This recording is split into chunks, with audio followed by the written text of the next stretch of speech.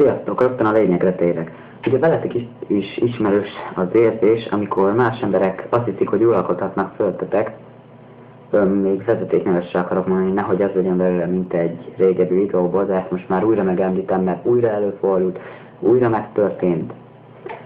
Úgyhogy kezdjünk is neki. Az ember kimondja azt a szót például, hogy fa, azon mindenkinek nevetni kell, mert ő az Isten, úgyhogy mindenkinek de jó poén volt, igen.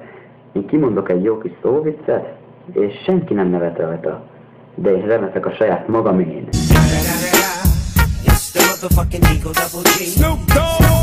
Ugye mindegy, vannak ilyenek. Utána egy nappal rá játszol ott mintha mi se történt volna az előző nap dolgot, aztán megint. Szóval én egyszerűen ezt nem értem, hogy az ilyen az miért létezik konkrétan. Meg hát azt is illik tudni, mármint most úgy mondtam, mintha egy ilyen szuper fontos személy lennék, tehát azt is tudni kell ebben a témával kapcsolatban, hogy ő van vagy 101 cm magas, én meg 176. És akkor ő emberkedik nekem, ráadásul lány, tehát ez érdemes azért elgondolkozni rajta. Most egy RTL számot példázott be, Seannak a zenéjét, a Facebookért, ugyanez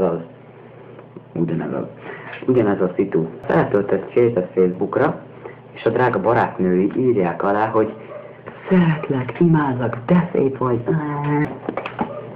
Megnyalják egymást konkrétan. Tudom, veletek volt-e hasonló helyzet? Ha volt is, esetleg azt várom kommentbe, esetleg mert kíváncsi vagyok rá. Na hát, sziasztok!